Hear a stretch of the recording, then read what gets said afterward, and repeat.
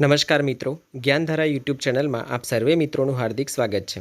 આજના આ વિડીયોમાં દાહોદ જિલ્લાના લીમખેડા તાલુકામાં તેમજ દાહોદ જિલ્લાના ધાનપુર તાલુકામાં આશ્રમ શાળામાં જે કાયમી ધોરણે ભરતી આવેલી છે, જેના અનુસંધાનમાં આજનો આ વિડીયો તમારી સમક્ષ રજૂ કર્યો છે।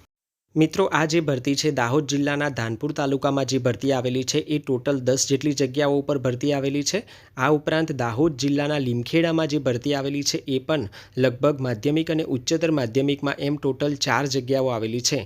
આમ આજની આ જાહેરાતમાં ટોટલ 14 જેટલી જગ્યાઓ વિશે આપણે વાત કરેલી છે, માટે તમે વિડીયોને સ્કીપ કર્યા વગર અંત સુધી જોજો, જેથી કરીને તમને સંપૂર્ણ માહિતી ખબર પડી શકે। આ ઉપરાંત 1/8/2024ના રોજ બનાસકાંઠા જિલ્લાના અમીરગઢ ખાતે જે જાહેરાત આશ્રમ શાળા માટે જે જાહેરાત કાયમી ધોરણે આવેલી છે, જે જાહેરાતના પણ હજુ તમે દિવસો બાકી છે। જો તમે એ જાહેરાત માટે અરજી કરવા માંગતા હો તો એ વિડીયોની લિંક નીચે ડિસ્ક્રિપ્શન બોક્સમાં મૂકેલી છે, જ્યાંથી એ લિંક ઓપન કરીને તમે વિડીયો જોઈ શકો છો।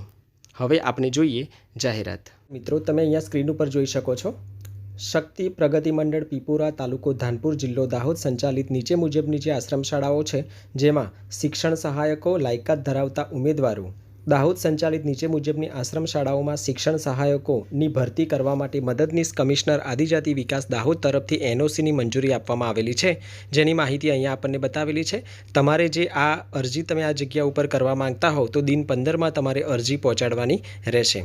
અહીંયા તમે જગ્યાનું નામ એક છે શિક્ષણ સહાયક, જાતિ છે અનુસૂચિત જનજાતિ મહિલા ઉમેદવારો માટે એક જગ્યા છે, લાયકાત MA BEd અને ટાટ 2 પાસ, વિષય હિન્દી વિષયના મિત્રો માટે આ જગ્યા છે।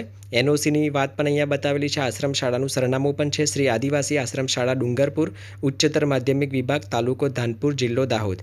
ત્યારબાદ બીજી જાહેરાત જે છે એ પણ એ જ શાળામાં છે, શિક્ષણ સહાયકની, રોસ્ટર ક્રમાંક 6 છે અને આ જે જગ્યા છે એ બિન અનામત કેટેગરીના ઉમેદવારો માટે છે, જેની લાયકાત MA BEd, ટાટ 2 અને સંસ્કૃત વિષયના મિત્રો માટે આ જગ્યા છે।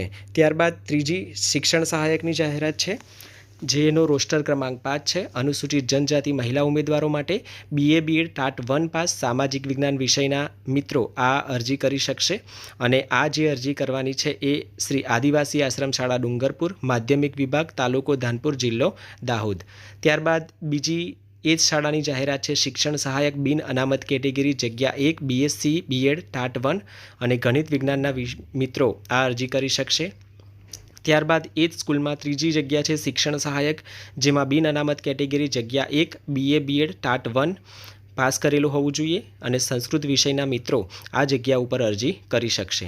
ત્યાર પછી બીજી એક આશ્રમ શાળા છે, જેનું નામ છે શ્રી આદિવાસી આશ્રમ શાળા દુધામલી, ઉચ્ચતર માધ્યમિક વિભાગ, તાલુકો ધાનપુર, જિલ્લો દાહોદ, જેમાં રોસ્ટર ક્રમાંક 5 અને 6, જેમાં MA BEd, ટાટ 2 સમાજશાસ્ત્ર અને બિન અનામત મહિલા ઉમેદવારો માટે જગ્યા 1, જેનો રોસ્ટર ક્રમાંક 6 છે, MA BEd, ટાટ 2 પાસ, ભૂગોળ વિષયના મિત્રો આ જગ્યા ઉપર અરજી કરી શકશે।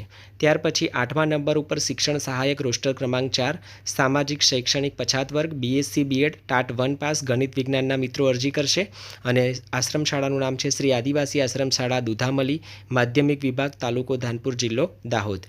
એ જ આશ્રમ શાળામાં બીજી એક જગ્યા શિક્ષણ સહાયક, રોસ્ટર ક્રમાંક 5, અનુસૂચિત જનજાતિના ઉમેદવારો જગ્યા 1 છે, BA BEd, ટાટ 1 પાસ કરેલું હોવું જોઈએ અને વિષય ગુજરાતી વિષયના મિત્રો અરજી કરી શકશે।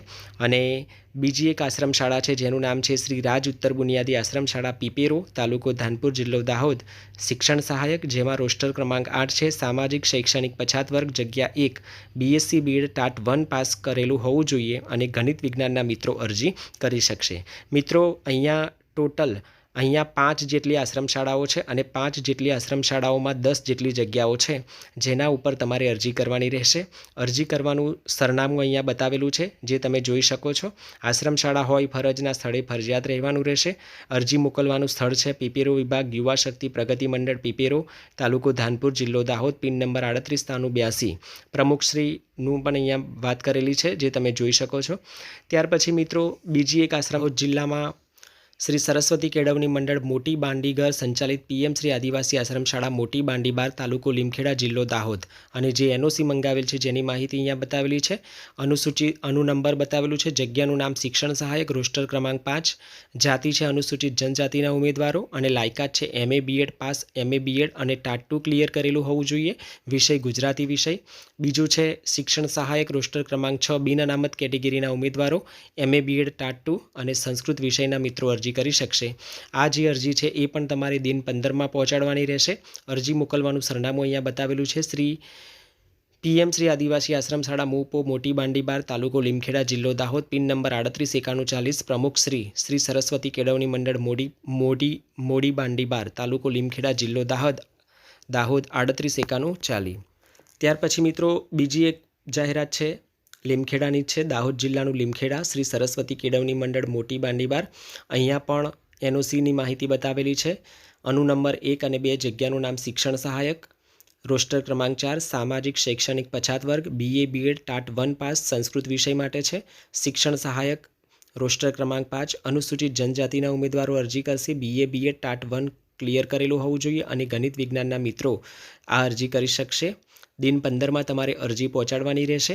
અધૂરી વિગતોવાળી જે અરજી હશે એ અમાન્ય ગણાશે, જે આપણે ખાસ ધ્યાનમાં લઈશું. અરજી મોકલવાનું સરનામું પણ અહીંયા બતાવેલું છે. પીએમ શ્રી આદિવાસી આશ્રમ શાળા મૂ પોસ્ટ મોટી બાંડીબાર તાલુકો લીમખેડા જિલ્લો દાહોદ. Pin number 389140. મિત્રો આ ભરતી બાબતે તમને કોઈ પ્રશ્ન હોય તો તમે કોમેન્ટ બોક્સમાં લખી શકો છો. અહીંયા વિડીયો પૂર્ણ કરીએ છીએ. અસ્તુ. જય હિન્દ, જય ભારત.